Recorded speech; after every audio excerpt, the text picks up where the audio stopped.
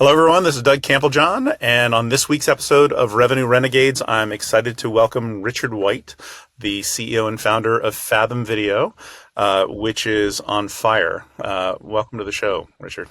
Thanks for having me. So I, as a fellow founder, always like to hear founding stories first. So tell me a little bit about where the spark for Fathom came from and how you got started. Sure. Yeah.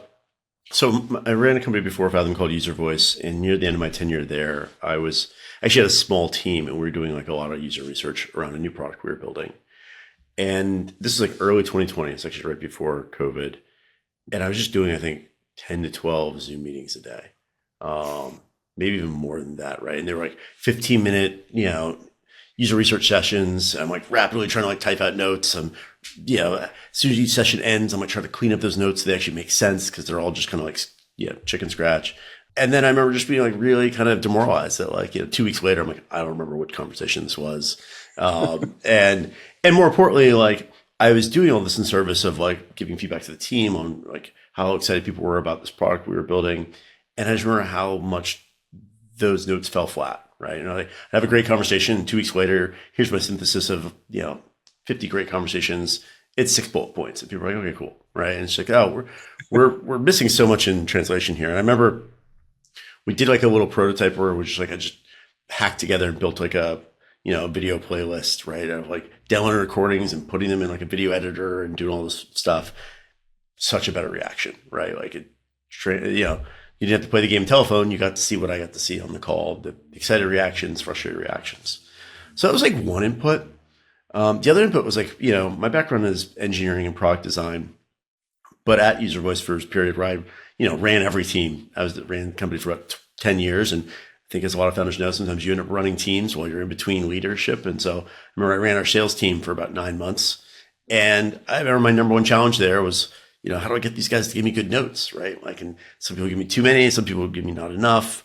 And I remember no matter what notes I got, I always found myself asking, like, yeah, but what did they actually say? Can I just hear the 30-second clip of them saying they're definitely going to buy this product or they're not going to buy it, right? And, try to get past the happy years that the sales team had. And so you put those two things together. And I was like, gosh, there really should be like a better solution for this, right? Like, don't we have the technology for this? And, companies like Gong existed. And, I did actually a lot of research and I talked to like 100 people using that product. And anyways, I came away with this whole thesis that, wow, I think this is a much bigger problem than just sales. I think everyone hates taking notes.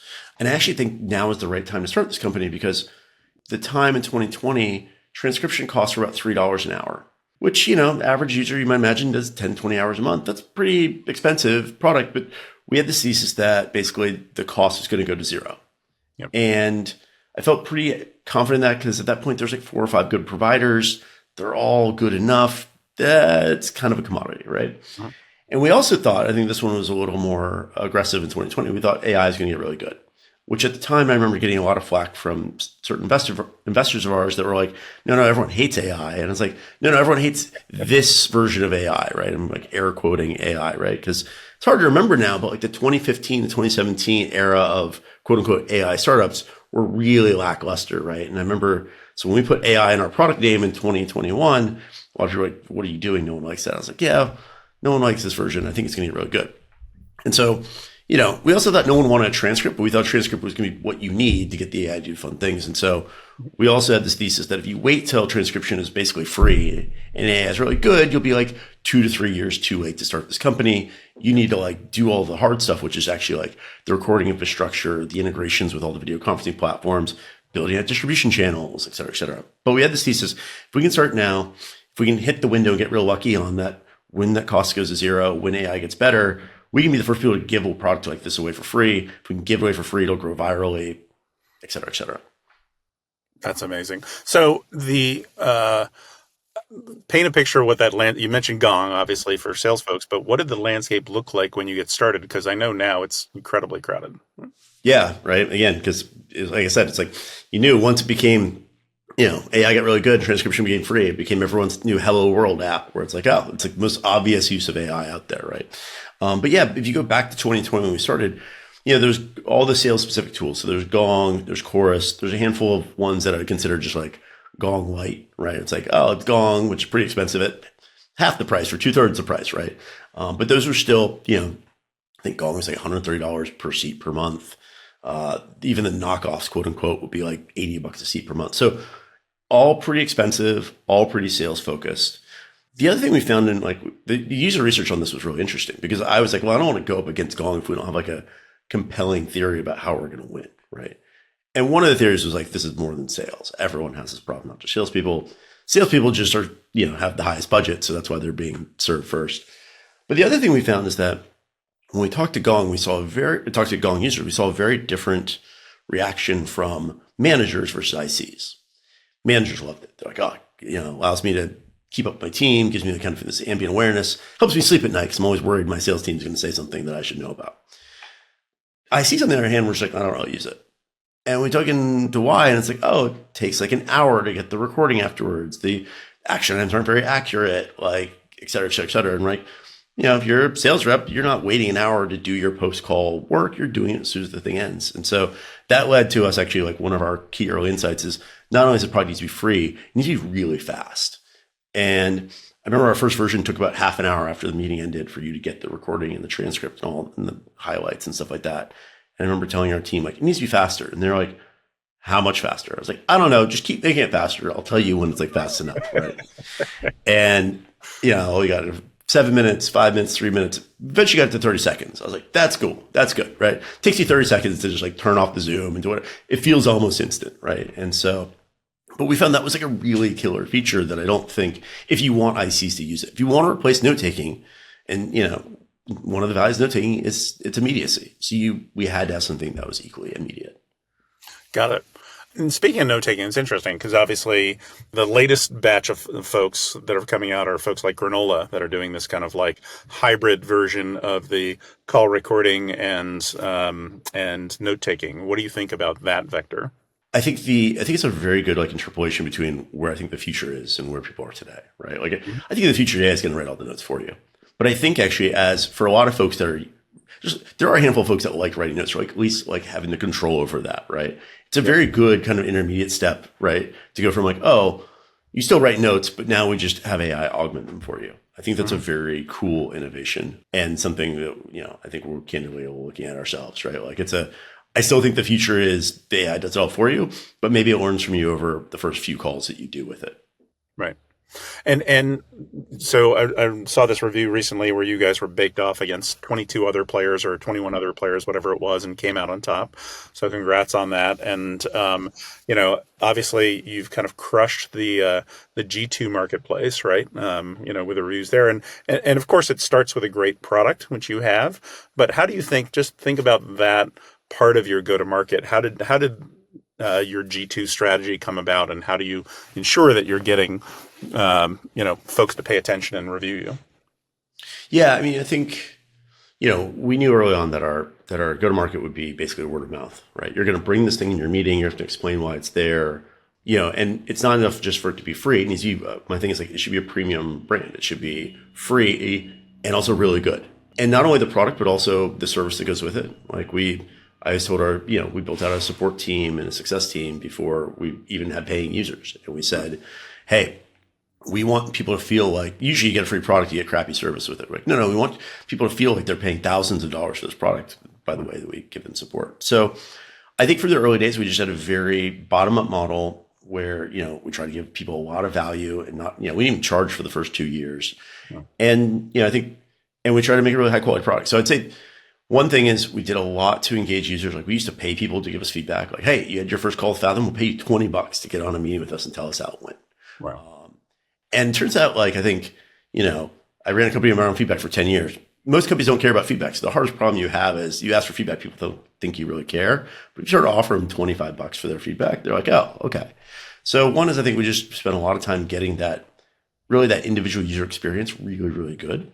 And we got this habit of just kind of like building this feedback loops with our users around their first couple sets of usage. And that's led to, honestly, a staggering amount of like G2 reviews. We still have like a perfect 5.0. We're about to hit 5,000 reviews. I've got the words behind me. Like number one highest satisfaction product across all of G2. Honestly, I'm kind of blown away by that. But I think it comes first and foremost, like really good product, really good service. And then I think, you mentioned this point of like this bake off, right? Like it's really fun building products in the age of AI. Like you and I have been building software for a while, right? And it used to be, I don't know, your roadmap is whatever you want it to be, right? Mhm. Now the challenge is like it's almost like an R&D kind of experience, right? Where I've got a team of people that are playing around with the latest models every time they come out and seeing like, does this model make our output 5% better, 10% better? But it's all art now. Right. Like it's so easy to get the AI to say something. Right. It's really, really hard to get to say the right thing. Like, what's the right thing, right? Like, what's the right notes?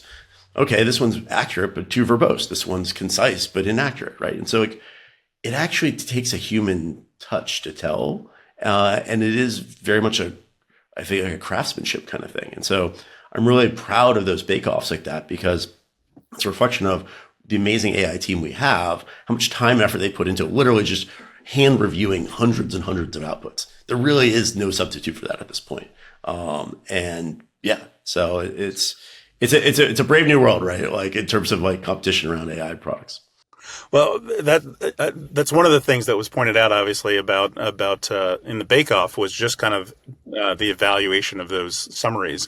So your process for doing that, you say, is having an internal team that's basically kind of manually reviewing not only the ones that you're doing internally, but lots of customer ones, and kind of saying using their own taste in that. Is there a customer feedback loop in that as well? There is, but it's frankly not as strong as our internal one, right? Because like I said, the challenge customers have is like we'll show them some, but like they're not going to sit down and look at hundreds of them. And it's tough to get a customer to look at like, oh, this one's slightly different than this one, right? So that's where I feel like it is very much like a Michelin star chef or something like that experience more than anything, right? It's like we're tasting it in the kitchen a lot before we bring it out to your table.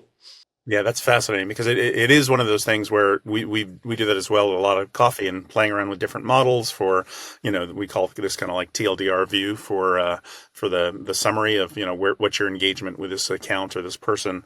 So much of it is about that taste element and thinking about the prompt more so even than the models, right? You can swap out models and you'll get some tweaks there, but it's much more about that. Like, what do I really want to know? How do I extract stuff? And it's almost this moment that, you get one of these back, you're like, oh my God, that's probably better than I could have done myself, right? That's when it kind of clicks. Yeah. It's interesting now because now the state of the art's become like we often in almost every single feature are using multiple models, right? Mm-hmm. Sometimes from different providers. Because like, oh yeah, this thing is good at it's low cost and fast because we care about speed, cost, and quality. We care about all three of those vectors. And so it's like, okay, there's actually a 3-step process to generate these notes, right? There's like and we use expensive models near the end and cheap models at the top. And so it's kind of it's a very complex art form. It's moved, we had prompt engineering, what was it, 18 months ago, where you're just finding the right incantation to, GPT-4. Now it's really progressed beyond that, where it's like, you're orchestrating a bunch of different models to do a thing. And it's just getting more complex from there. But it's a very cool process. It's a fun way to build software, in my opinion, where we kind of work backwards from what's possible as opposed to just what our desires are roadmap wise. Yeah, I think I've always really enjoyed the design aspect of product development. And so I love, living in Pixel's, world with user interface designers and spend a bunch of time in Figma. And this is almost feels equally as creative, part of the product, where before you just kind of have the screens and then the software would fill the data. Yep. Yeah, exactly. It used to be just like everything's at some level, everything's just like a CRUD interface. I would say we're building digital cabinets here, right? There's forms, everything's a form. But yeah, right. This works backwards and it's kind of fun. Internally we kind of refer to this as like playing a game of Jenga, right? And you kind of imagine that like each block is like a use case in a model. And we go around and keep pushing on like, okay, can this model solve this use case? And if we get any resistance, we just try a different block, right? Because I think the worst thing you can do in building AI products is like try to force something that the model's not really good at, right? Right. So you could spend 6 months bending a model to your will. Okay, we get an output. And then the latest version of Anthropic comes out and you're like, oh, the new model just does it with like 2 lines of code, right? And you're like, okay, well, we just wasted 6 months brute forcing this thing. Do you ever roll out stuff where you find you have to go back and be like, oh, we got it wrong that time and, we've got to go adjust? It's less that we get it wrong and more that like, oh, it can be a lot better now.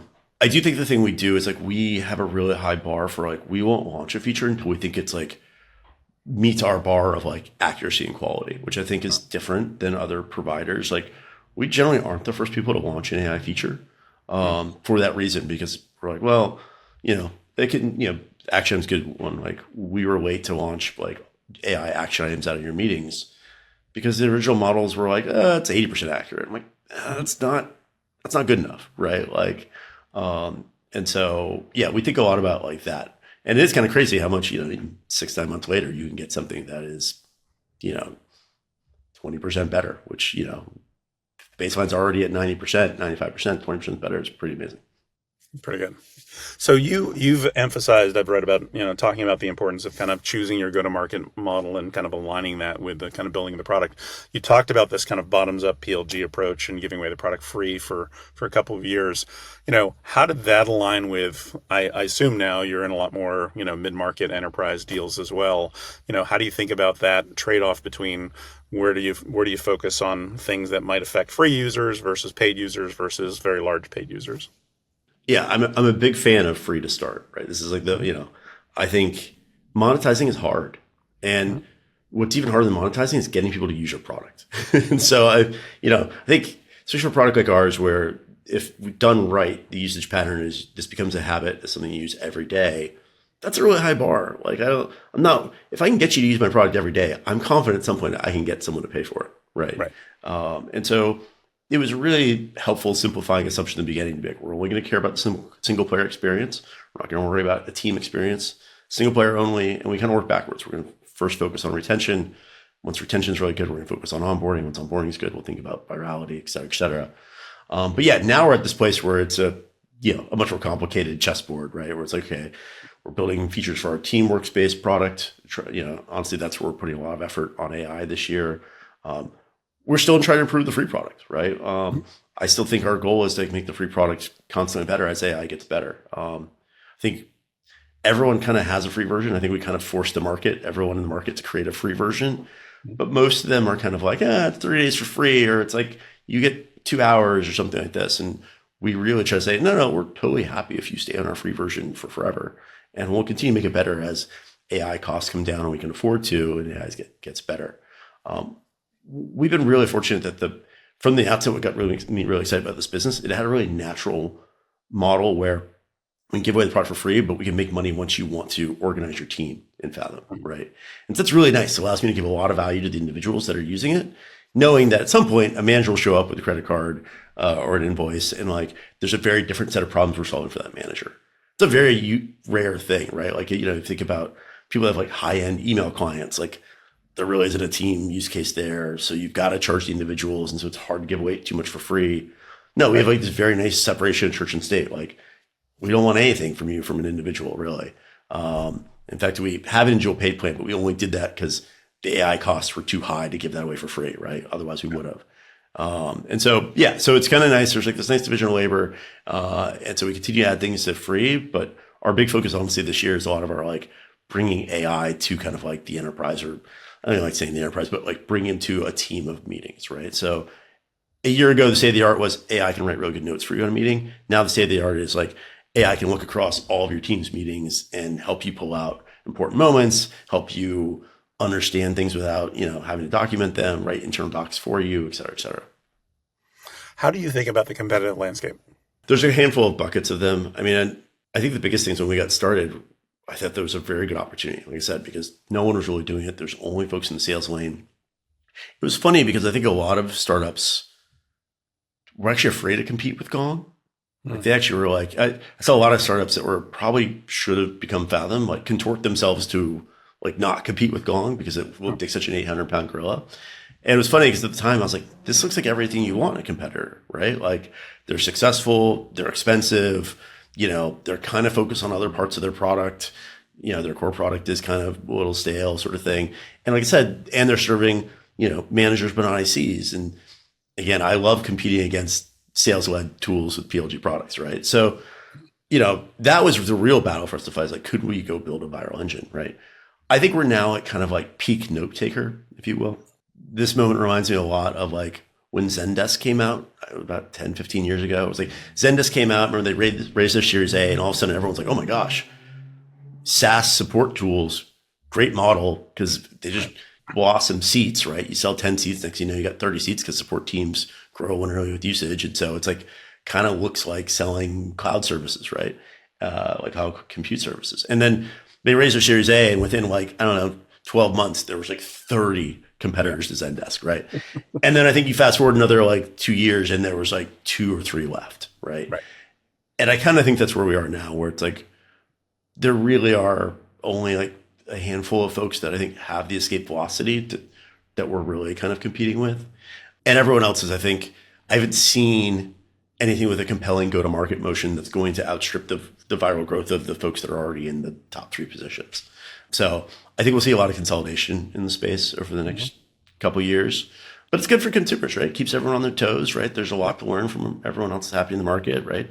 You mentioned granola. Like there's some cool innovations that are happening. Like people rethinking these things from scratch. They're like, what would you build if you just had, 2025 AI today? So no, I think it's a really healthy ecosystem, to be honest. What do you think? Just since you touched on granola, the whole, I mean, when you got started, there was all this fear. I remember, early days of Gong, and then, still when you were there, it's like, oh, are people are going to be okay with us recording this thing? And I have to make sure I'm announcing myself and all of this permissioning.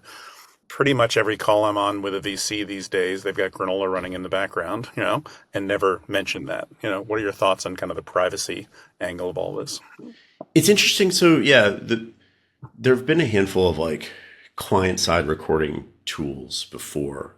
We actually purposely avoided doing that. We've always gone the more like compliant route of like, we're going to put a bot in the meeting. I mean, for one, obviously it's a little self-serving, right? It's like part of our marketing. And I think that's kind of important. But the other one's like, we think it's super important that all parties know that this is being captured. It's interesting because now the transcription is so good, you may not need the recording, right? And people are just like, oh, I've always, I still think there's something to be said for like having the recording so you can see tone. At some point you want to, our latest AI tools actually understand tone, right? And I think when you're doing sentiment analysis and trying to find one with the positive moments or calls, you need that. But look, let's be honest, right? Like 90% of the data probably can be encapsulated in the transcripts. The transcripts are pretty accurate these days. Mm-hmm. It is a little interesting because I think they're not actually recording. So they're actually technically, I think, depending upon what lawyer you talk to, not violating consent laws. Like, is transcription recording is kind of this gray area. I'm not going to weigh in on that. But it is interesting because, we have seen for a long time, it's generally founders and VCs. They're all like, for a long time, number one feature request to Fathom. We want to record without people knowing we're recording. And we're like, we don't really want to support that. It doesn't help us marketing wise. But also it's like, I think it's a brand. I've always thought it was a brand risk. Like someone's going to record their boss one day doing a thing.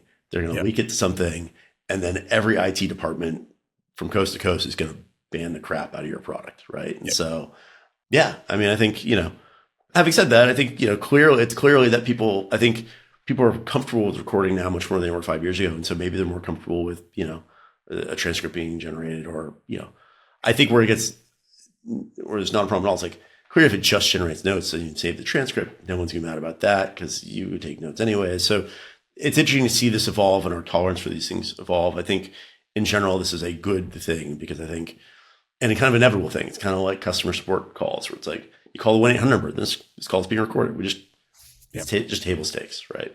I think people have gotten just much more comfortable or oblivious. I don't know what the right term is for their privacy. A little column A, a little column B, probably. Yeah. You've talked, I think, about your team being mostly engineers and success people, right? And obviously, it's grown beyond that. I don't know. What is the size of the company right now? Can you share some of the metrics about that? Yeah, it's about 70 folks today. Yeah. And it's, engineering, sales, and support. We actually just hired our first marketing folks in the last 3 months here, which is kind of insane 4 years in and where we are revenue wise. So, so we've got, service really mattered to me. So I want to make sure we have really good high touch service on support, on sales, customer success, and engineering. How would you define your culture? And how do you think about maintaining that culture as you scale? I mean, it's also certainly an interesting question being a fully remote company. Because you don't get a lot of this like culture, like osmosis that you get for free when you have an office. So, for us, it's like, we still haven't even got to the point of like actually even documenting, like I actually think a lot about like principles as opposed to like values. I think someone has fathomed me. It's like low ego is actually one of our top ones. We have this really interesting thing where we tend to only hire really senior folks, but then only if they're like really humble. That's a really hard rec to find. Usually it doesn't go together very well.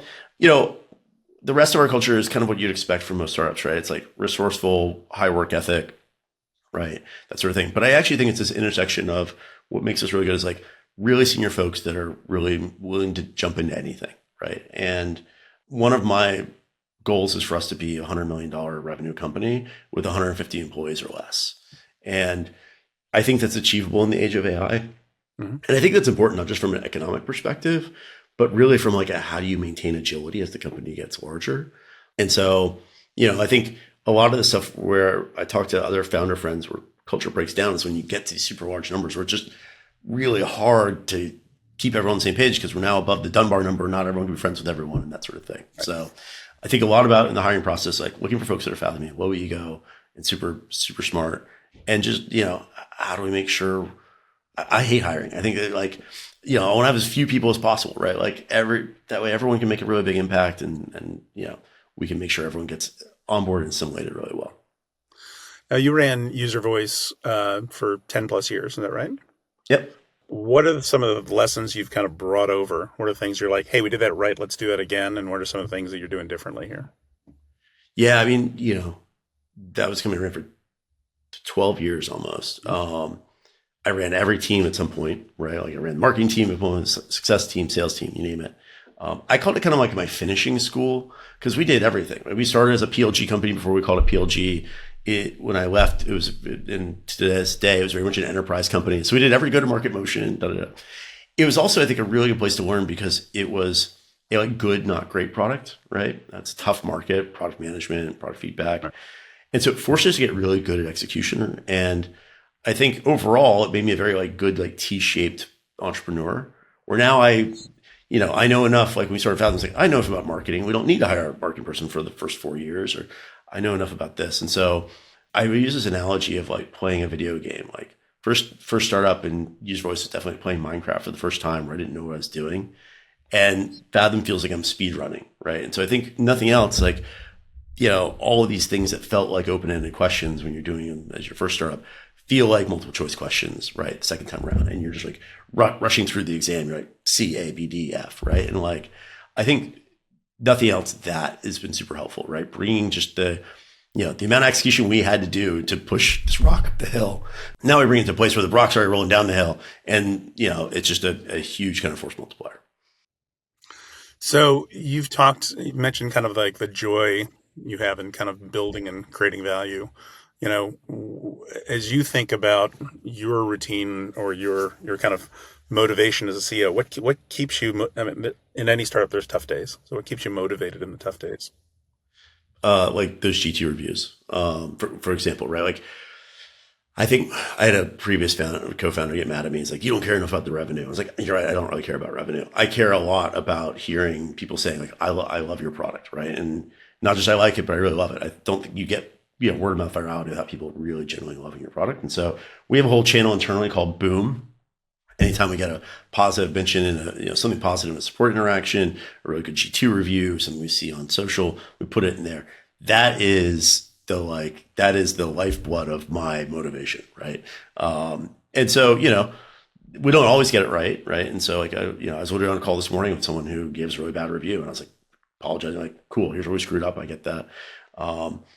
So yeah, I live and die by external validation. I think a lot of founders were probably a little too external validation focused, probably in their personal lives, but it works really well for building great products. That's awesome. So just a few questions kind of as we kind of come on the time here. So if you could automate one task forever with AI, what would it be?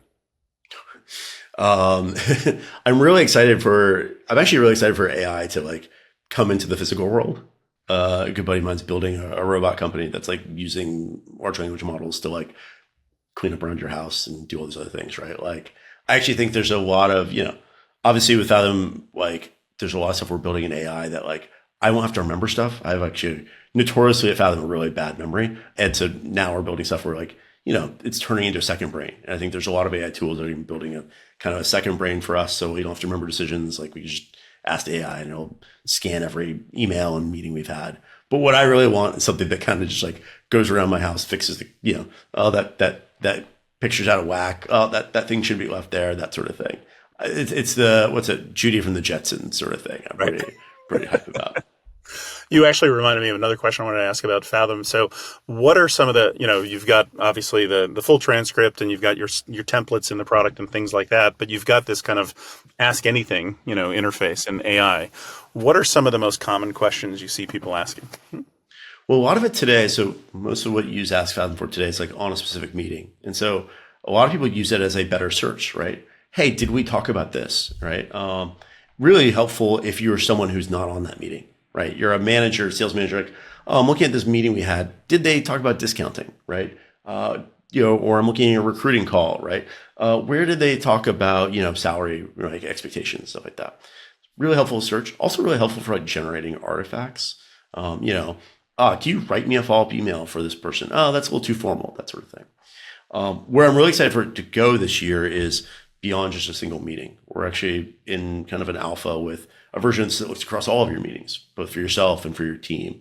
And you can start asking questions like, hey, find me every time someone has a positive reaction to one of our new AI features. And like, cool, send that to the Boom Slack channel, right? Tell me every time there's a really negative reaction to pricing, or there's like a really hairy pricing conversation or a sales objection.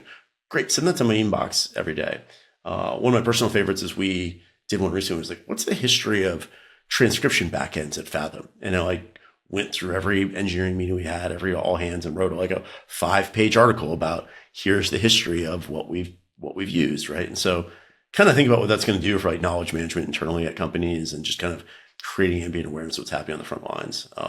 So pretty excited about that. I mean, that stuff you couldn't do 6-9 months ago. The early RAG approaches I thought were pretty bad. But now you're getting to this point where you can get really interesting insights out of the system pushed to you regularly without you doing a lot of searching yourself.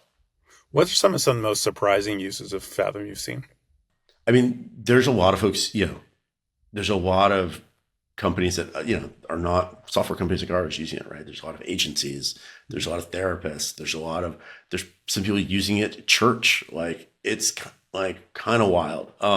My favorite one though, is that we get a lot of agencies that are like, oh, this helps me keep my clients honest, where they agreed to a thing. And then they said they didn't agree to a thing, or they said we quoted them a price, we didn't quote them. And I was like, I never thought about this, but that makes total sense, right? And they're like, it's like the testimony, Fathom saved me $10,000. Like, how did you get to that number? Like, no, because one of the clients said they, had an argument about $10,000, and we just showed them the clip, and they kind of just shut up about it. And I was like, that's pretty funny. I love it. Richard, what's something you're passionate about that might surprise people? I'm a huge skier. I love to ski. I don't know if that's going to surprise anyone. Anyone that knows me, that won't surprise them. But I guess not the surprise people part I'm getting stuck on. As a kid, I built nothing but Legos and like did startups when I was like in high school and middle school and stuff like that. But I guess as someone who spent a lot of time indoors at computers, I guess the fact that like I love to get out on top of a mountain almost more than anything. So I'll make that my answer. Where are your favorite places to ski? Oh gosh, that's a really complicated question. What's the weather? What are the snow conditions? What time of year is it? Who am I with? But yeah, Jackson Hole, special place in my heart. I also really love Vail. And actually I like Beaver Creek a lot. Beaver Creek's actually where I learned to ski. So yeah, even though I'm in San Francisco, I tend to take a flight when I go skiing. Yeah. In general, that's some of the best skiing. My son is now in Denver, and it's been fun kind of exploring some of the small mountains around there, even like ones like Copper and ones that I had done before that are all great.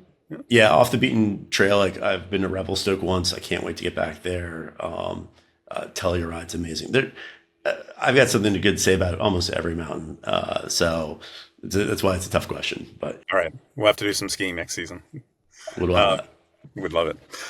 What is one thing you can't live without in your daily routine? Honestly, I have this meal delivery service that just makes me, it's like amazing. It's called Thistle. It's like amazing, like gluten-free, dairy-free, like super clean food. And like, I am so much more productive than when I used to be like making my own food or trying to go out and, get some crap that made me feel sleepy afterwards. So it's kind of weird, but that's probably like getting a good lunch in between, what is usually 8 hours of meetings is probably one of the most important things for me not to be a grumpy, crappy version of myself. Makes a ton of sense. And then finally, just how can listeners keep in touch with you and help kind of Fathom on your mission? Yeah, if you haven't tried it, love for you to try it. Go to fathom.video, sign up again. Completely free. Use it for free forever. We love that. If you have any feedback or if you just want to connect, you can find me on LinkedIn. It's the only social media I have anymore. So just message me there. Awesome. Richard, thank you so much for your time. Really enjoyed the chat. Thanks for having me. This has been fun.